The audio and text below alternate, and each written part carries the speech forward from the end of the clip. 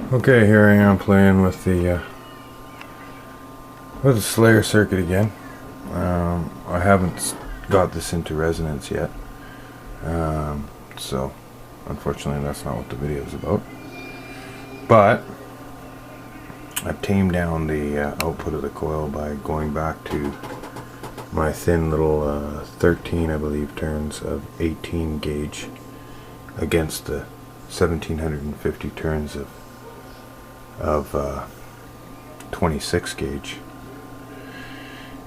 And I noticed a little interesting thing today that I've never done, and I'm sure somebody else has done it, like Leadmotor or G-Brewer or one of those guys. But if you look at my current draw right now, it's a little bit hard because, as you can see, if I change the angle of this camera, it drastically changes. I don't have a digital readout at the moment, but when I look straight on, one would assume that it's a little bit better than 50%.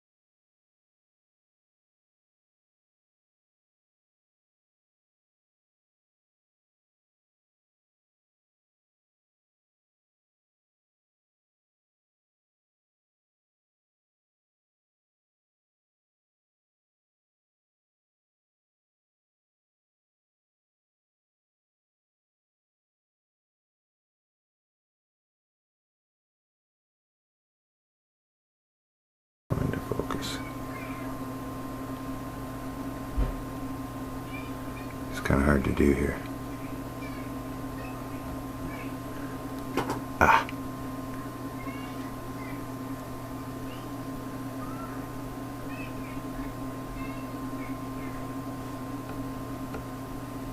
See how that drags down?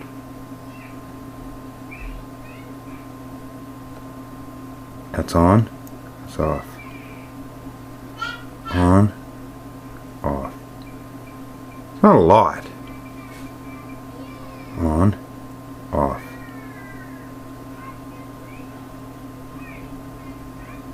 On.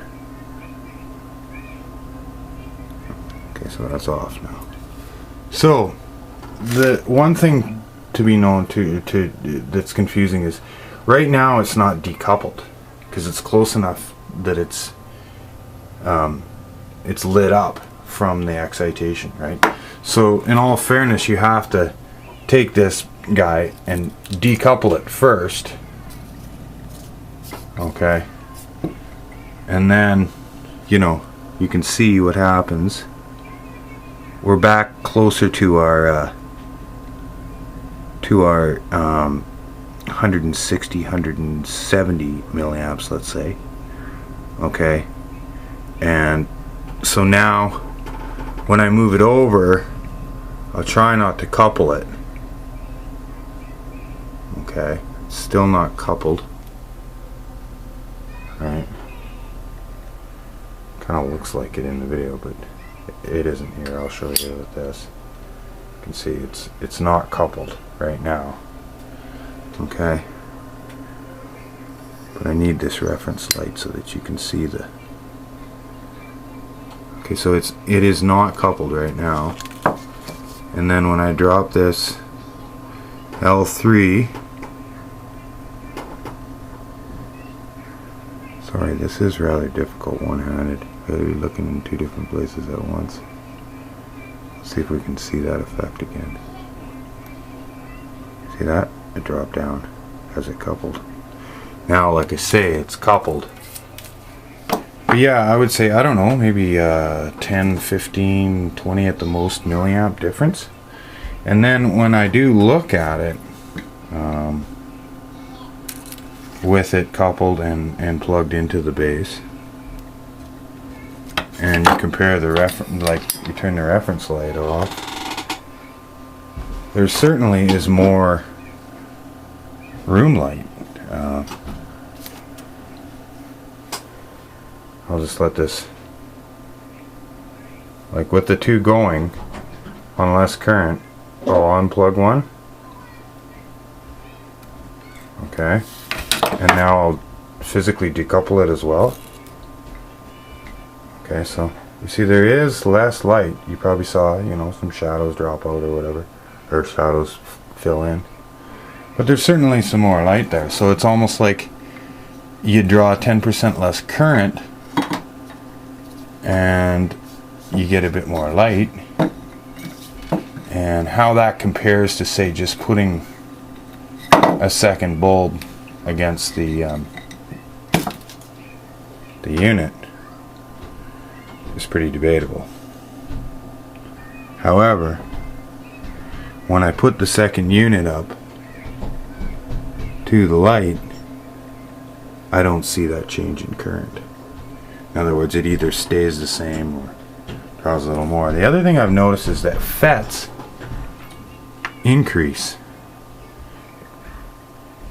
They do what you'd expect. Like if you take a light away, the draw goes down. If you add a light, the draw goes up. Whereas NPN transistors behave much differently.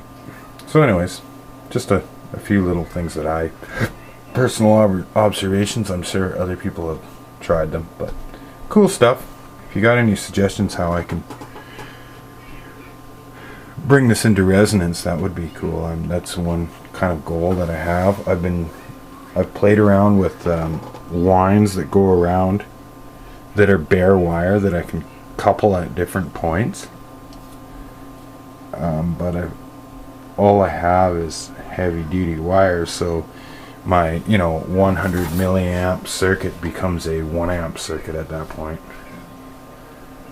And I suppose none of it's relevant till you know exactly what configuration, what bulb you want to drive or whatever. Anyway, that's that. Thank you for watching.